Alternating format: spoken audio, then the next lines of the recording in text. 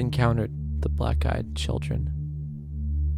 Alt account, but long-time lurker of the sub. An old friend hit me up. I started reminiscing and remembered this. I believe I've encountered the black-eyed children over a decade ago in rural Appalachia. This has always low-key disturbed me. My friend and I have been keeping in touch to this day, but we've never brought this up again. We're at a local or state park sort of place at between 9 p.m. to 1 a.m. I remember we were parked alongside the woods and some picnic tables. It was pretty desolate. We were technically trespassing. And what we were doing there, you can leave to your imagination. As our curfews were approaching and we were finishing up our time together, we experienced a very ominous feeling. He was in the driver's seat preparing to start the car and pull off. The car doesn't start. We sort of laughed it off as it wasn't the first time and talked. Suddenly to the right, passenger side, where I was sitting, we see faint lights coming out of the woods. The ominous feeling intensified. Emerging from the woods, there are 4 to 5 children, younger than us, like appearing to be 7 to 11 years old. I'm not going to claim they had black eyes. It was dark, and I don't remember as I was pretty shook. I didn't read about the black-eyed children, lore/phenomenon, until years later, which described everything else that we experienced. All I can say is that they were not normal. They didn't belong there. The cabins at the park were not occupied. They weren't even getting rented out as it was autumn or winter. We were miles from the park's hotel. There were no adults. They were absolutely out of place. What were the lights? I don't know. But the closest thing I can compare them to are glow sticks. As if they had opened a package of those novelty glow sticks that included bracelets, necklaces, and wands. But it wasn't like they were having fun or goofing off. They just stopped, stood there, and stared at us. He tried asking what they were doing there, if they were lost, where are their parents, etc., etc. No response. The oldest looking male child, a bit heavy-set with a gray hoodie on, approached the vehicle just in the front where the passenger headlight/corner would be. My friend started really freaking out at this moment. He locked the doors and was like, hell no, we've got to go. Eventually the car starts. The children don't move and the kid stays put in front of the car. My friend eventually yells at the kid, I'm going to run you over. The boy slowly backs away, raises his arm and points at us as we were leaving. I didn't look back. I thought that the black-eyed children were just an urban legend, until I met one. If you've ever heard of Cannock Chase in the United Kingdom, then you've probably also heard a lot of ghost stories surrounding it. The most famous one, however, has to be about the black-eyed children of Cannock Chase. I had heard a lot of the stories, but never really believed in it myself. Me and my friends, Sam and Becky, run a fairly successful paranormal YouTube channel. We mostly film around the West Midlands and in haunted locations. We mainly just do stuff like using a Ouija board, asking spirits to communicate with us, and pretending that we're making contact with them. Me and Becky will be the people on the channel who go out and try and communicate with the spirits, and Sam is the cameraman who occasionally throws a rock in the background so we can all act startled and go, "What was that?" It gets us some fairly good views.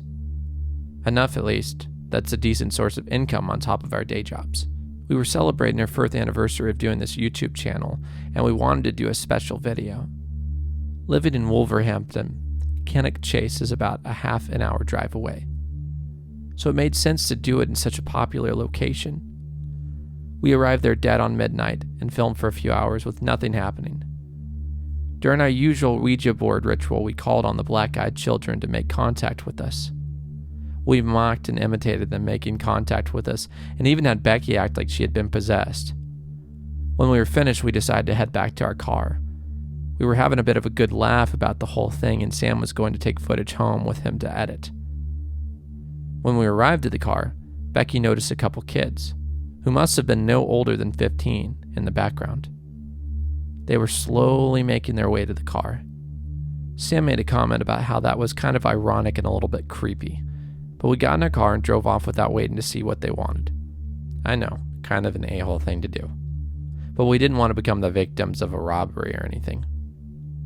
The next night, I was laying in bed when all of a sudden my dog started going absolutely crazy downstairs. I went down to see what was going on. As I got closer, I remember this immense feeling of terror coming over me. My dog was facing the door, his hackles up. There was a knock on the door. I looked out of the window and immediately felt sick to my stomach. 2 children. One boy around 15 and one girl who must have been no older than 11 were standing outside. "You must let us in," the boy said. "We need to call our mother." The way that he spoke was not typical of children from Wolverhampton at all. He sounded posh, but something was off in the tone. I can't quite make out what, though. "Why do you need to call your mom?" I asked. This time the girl spoke. "You must let us in," she said. "Our mother will be very worried." I felt my hand going for the door. I was terrified. In my subconscious, I knew what they were exactly, but I was almost like in a trance. I was oblivious to my dog going crazy behind me when all of a sudden he did something that he's never done before. He bit me in the back of the leg. He bit me so hard that it drew blood. I snapped out of it then. I immediately pulled away from the door. The 2 came to the window and then stared at me. Their eyes were black, completely black. This time they spoke together. "You wanted to speak to us last night, but we couldn't catch up with you. You must let us in. It won't take too long." I remember grabbing my dog and running upstairs. The knocking continued all night. It was getting louder and louder and more furious as the night went on. Only when there was daylight did they stop. I immediately called Sam and Becky and told them what happened in the morning. They told me that the same thing happened to them too. But they couldn't snap out of it. They let them in. I asked them what happened. They said the kids walked around the house a bit and then they left. They said that the whole time they were there, they also felt this immense sense of terror and doom. We never did upload that video to YouTube. Doing so just made it feel like if we had done that, it would have been inviting them to come back. A few years later, I got a message from Sam's brother. Him and Becky had been involved in a car accident. They had been driving near Cannock Chase when they lost control of the car and ended up wrapping it around a tree. Neither of them made it. I have no way for telling for sure whether them letting the black-eyed children into their house was the cause for this, but the fact that they did, and that they died near Cannock Chase, and I didn't, makes me think that maybe, if I'd let them in, I would be dead too. I still get nightmares of them. I still sometimes worry that they're going to stand outside my door one day and ask me to let them in. I wake up in the middle of the night screaming. Terrified, I spend hours at night debating whether to take a peek outside of the window. Because if I do, and they are there, they may see me. But the thought of not looking is equally terrified, because what if they're just there patiently waiting for me to slip up? Well, I won't, do you hear me? I won't. I've taken precautions now. I've got myself some more dogs. Lots of dogs, in fact. Because if one of them can stop me from opening the door, maybe half a dozen will scare them off for good. And I never leave the house without them. They follow me everywhere. Some people think that I'm crazy, but I'm not crazy. I'm just trying to be safe. Because they're not going to get me, I promise. I swear they're not going to get me. They will.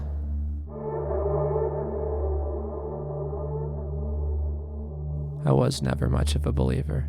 Past tense. Before I explain my experience, I feel it necessary to tell you how much of a non-believer I was of so many things. I pretty much called BS on everything except spirits. Had too many experiences in my 32 years to not believe in the afterlife and spirits. Which I guess now makes me sound a little bit silly, because why would one be true but other unexplainable things not be? Anyways, one evening about 3 months ago, I was sitting in my car listening to my favorite Stevie Nicks song and smoking. And before you say anything, I know how bad it is to smoke, and I'm fully aware of all the terrible things smoke can cause, but we are all going to die one day, okay? I chose to live my life and enjoy myself and my cigarettes while doing so. So, I was in my car in my own little world when I saw 2 children, who seemed to have come out of nowhere, begin to head toward my car. I thought it was strange, especially being as late as it was, but hey, who am I to judge? I thought they would pass by and continue on their walk to wherever, but I quickly realized they were approaching my driver's side window. Creepy, but okay. I chose to just get out instead of rolling my windows down, because I felt rolling the windows down was a bit rude, and to be honest, I wanted to be as close to the front door of my home as possible. You know, just in case things got weird. And boy, did they get weird. As I was going out, one of the children, a little girl about 6, asked why I was getting out. I simply answered, because I'm heading in for the night. I followed up with, "You guys okay?" They both quickly responded with, "No, we are scared." The other child, a little boy, asked, "May we sit in your car until our parents come?" I thought, until your parents come? Where are these parents? And where are they coming to? I asked where they lived, in which they answered, "Down the road." So I told them it was getting late and they better just head home. At that moment, both children peered up at me at the exact same time, and it was then I noticed the eyes. Eyes like I've never seen before.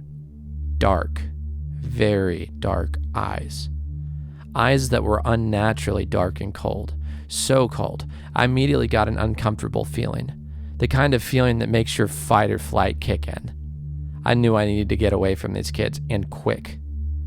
I told them I was heading in, and the little girl asked, "May we come in?" I of course said no, and it was then that the polite children started putting off an almost annoyed and angry vibe. I again told the children they needed to head home, and the best I could do was call the police when I got inside. I said goodbye and headed toward my front door. They followed. It was time I get assertive. These children were not coming in my home. They both began mumbling things I could not make out, but whatever it was they were saying did not sound kind. I made it inside, turned to lock the door when the knocking began. Are you kidding me? Why won't these kids get the hint? I was not answering that door. Not a chance. I called my boyfriend and explained everything. He thought I sounded crazy, but agreed to head over to stay the night so I'd feel safer.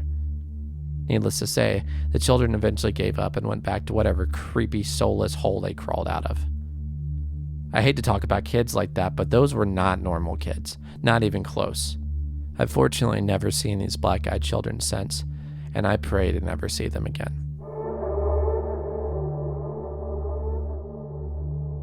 I found a man who claims he let the black-eyed children into his home. Hey everybody, my name is Kevin, and I've read on here more than once about people encountering these black-eyed children. I personally find it creepy, and pray to God I never encounter such evil. It would be terrifying. The only thing about these encounters is everyone seems to have a natural instinct to not let them into the house, thank God. So I've been curious as to what exactly happens if you do let them in. While I was visiting my girlfriends, Mandy, great aunt, in a psychiatric ward, and overheard a man mumbling about children with black eyes, and that no one listens to him. Immediately my head snapped his way, and he caught my attention, so we went over and had a little chat with him as they were all eating lunch. I'll do my best to retell the story he told me, word for word. As I said, Mandy and I were at the psychiatric ward when I first heard this man. He was sitting at the next table, and I could hear him mumbling to himself while picking at his arms. He looked as if he was drugged pretty heavily, so I guess there's no way of knowing how true his story is. I'm just going to repeat what he told me. "Excuse me, sir. Did you say something about children with black eyes?" I leaned over and asked him quietly. His head snapped straight toward me, and he stared at me intently. He was probably around 65 years old, and the years were not good to him. He had huge bags under his eyes. There were dark spots covering his face and arms. His hair a clumpy, ratted mess with knots sticking out everywhere. The only thing more well-kept on him was his lack of a beard. Honestly, with his overall mess of an appearance, it looked strange how his face was so cleanly shaven. "Who are you, boy?" he asked, snapping me from my judgmental trance. "My name is Kevin, and I thought I heard you mumbling something about black-eyed children," I asked again. "Yes, I suppose I didn't I?" He looked confused. "I've heard of these children before and was wondering, could you maybe give me a little information about them if you've seen them or know anyone who has? Any information on them really would be great." "You don't want to meet them, boy. They're pure evil." He looked to the ground, shaking his head. "So I've heard." "How have you heard of them, sir?" I asked, hopefully. "They ruined my whole life and got me locked in this place," he shouted, startling me. "Shh!" I frantically looked around, noticing a guard slowly stand up. I waved them away, letting them know everything was fine, flashing them with a smile. "Please, sir, can you tell me some more about them? I want to know what to do if I ever encounter them," I pleaded. "That's very simple, boy. Never let them in. No matter how distressed or nice they seem, never let them in," he said with a lowered voice. "Well, do you know what happens if you do?" I asked, raising an eyebrow. "Son, I made the horrible choice of letting those demons in my home back in 1992. A tear rolled down his cheek. "Holy crap. I finally found someone claiming to have let one of the kids in, and he's alive. This could be my only chance to find out what happens. I had to hear his story. Please, sir, will you tell me exactly what happened?" He looked at me for a few seconds, then around the room. He looked incredibly nervous, like someone was going to come after him if he told me. After what felt like an eternity, he finally turned, looked me in the eyes, and slowly shook his head yes. This is the point where I will stop telling the story like a conversation. I'll just tell you what he told me to save time and a lot of typing. It was November 19th, 1992. I was watching television downstairs while my wife, Helen, was asleep upstairs, as was my two children, Mary and Bradley. I was watching an old horror movie called The Evil Dead. It's probably around 1:30 a.m., and after the movie I planned on going upstairs to bed. All of a sudden I heard someone pounding on my door. Who the hell? I remember getting pretty angry because who in the hell would be pounding on my damn door at 1:30 in the morning? So pretty pissed off, I stormed to the front door and yanked it open, ready to yell at whoever was ignorant enough to disturb my night. When I looked out, it was two children. A boy, probably around 8 years old, and a girl, 11 or 12. They both had their heads hung down looking at their feet. It's also when I noticed they were out in bare feet. Now this is mid-November in Michigan, so anybody that doesn't know, it's freaking cold. What the hell are you kids doing wandering around pounding on people's doors in the middle of the night in bare feet? I hollered. Them kids never did look up or anything, they just sat there. Sounded like the boy was crying softly. "Well?" I demanded. "Please, sir, we're cold," the girl said quietly, still looking at her feet. That's also when I noticed their feet weren't even red or anything. Like they wasn't cold or nothing. Well, no crap, you walking around in the middle of nowhere in bare feet. I was shocked and pissed off, so I wasn't the nicest person at the moment. "Can we please come in? We're so cold," the little boy begged. They never did look up at me, and I never saw them black eyes. "All right, yes, but you call your parents and have them come pick you up. Understand?" I said sternly. They both just shook their heads that they understood. Then they slowly walked past me into my home. This was when my life would change forever, and I would live the most frightening half hour of my life. That's all it took, them damn kids. Once they got inside, I quickly walked past them and went straight for my phone. It was around the corner in the kitchen, so I had to leave them out of sight for a minute. I grabbed it and quickly walked back to where I left them, only they were gone. I looked around and couldn't find them anywhere. "Kids, where the hell did you go?" I shouted. It was at that point I realized just how quiet the house was. Could have sworn I left that television on, but yet, silence. It was an eerie quiet. Now I was a grown-ass man at the moment. For some odd reason, I felt fear, though. It was a feeling, I guess, I can only describe as that there was pure evil in the house, and I was its prey. "Hello," I called out one more time. I once again was met with dead silence, so I decided I was going to go and look for him. I tiptoed through the kitchen into the living room, and just as I got by the couch, I heard the first scream. It was coming from upstairs, from one of the bedrooms. I never ran so fast in my life, all the while shouting my wife's name and then my kids. I knew that they were in danger, but in that moment I wasn't thinking anything about them damn kids. I was just thinking about helping my family. Got to my wife's room first, and I'll never forget what I saw that night. It'll be burned into my brain forever. When I opened that door, I saw my wife laying face down on the floor. There was blood everywhere. I ran over next to her, but as soon as I got to her, something pulled her under the bed from her feet. "What the hell?" I shouted as I jumped back and landed on my butt. I heard crunching and snapping as her bones snapped repeatedly, and I could hear chunks of flesh being torn from her body. I ran as fast as I could and dove on the ground, yanking up the bed sheets to try and, save her, I guess, even though I knew it was far too late. When I pulled the sheets up, she was completely unrecognizable. Her legs bent in weird positions with huge chunks of her meat just gone. Her face was twisted in an expression of pure agony and pain.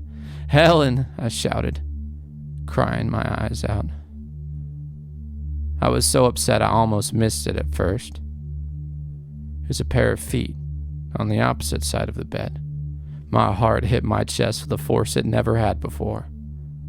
I didn't even have time to react as those feet moved inhumanly fast straight out of my room toward the hall. I looked up and just caught a shadow running to where my kids lay sleeping. "No!" I shouted as loud as I could, jumping up, racing after them. I was too late, though. The door slammed shut and I couldn't budge it. I screamed at the top of my lungs for them to open the door, but they wasn't having it, and there's no way I was getting this door open. So I quickly ran downstairs and called the police and told them to get out of here quick. A scream shattered through my body as I heard my own damn children facing the same fate as my beloved wife, and there was nothing I could do to stop it. I was hysterically crying as I ran back up the stairs to keep ramming the door. It was pointless. There had to be something against the door because it wasn't even close to giving in. Then after a minute I heard complete silence again, and I knew my babies were gone. At this point he had to stop telling me the story and regain his composure. I was sitting huddled up in the hallway when I heard the door slowly creak open. I pulled my head from my knees and looked in horror at the shadows slowly approaching the doorway. My heart was racing so fast I was about to pass out. Just before I did, though, those two damn kids stepped out of that room covered in blood. They were smiling these awful grins, and that's when I got a look at their eyes. No white, just black. Like the devil's eyes himself were in them children. That's when everything went black for me, and I must have fainted because I woke up at the hospital to a whole frenzy of doctors and policemen bombarded me with questions. I told them what happened, but of course they didn't believe me. Would you? I wouldn't. So long story short on that, they found me insane. I've been here ever since. At this point, he was done telling me his story. So when I tell you, son, don't ever let those black-eyed kids in your home, you listen, please. I must only be here today because the policeman scared them kids off, or I know I'd be dead too. Wish I was every day. He looked down and began sobbing again. I sat there in disbelief. I mean, here this guy was sitting in a crazy home. So he had to be just insane, right? I'm not so sure. But I do know one thing for sure. If black-eyed kids show up at my house, they're staying the hell outside.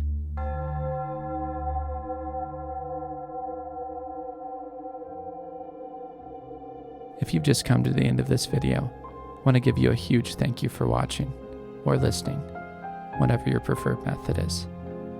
My name is Zach, and I'm the narrator for Fear Harbor. If you have any stories that you'd like me to narrate, please let me know down in the comment section. Otherwise, if you feel so inclined, please hit the bell icon, thumbs up, and subscribe. Have a great night.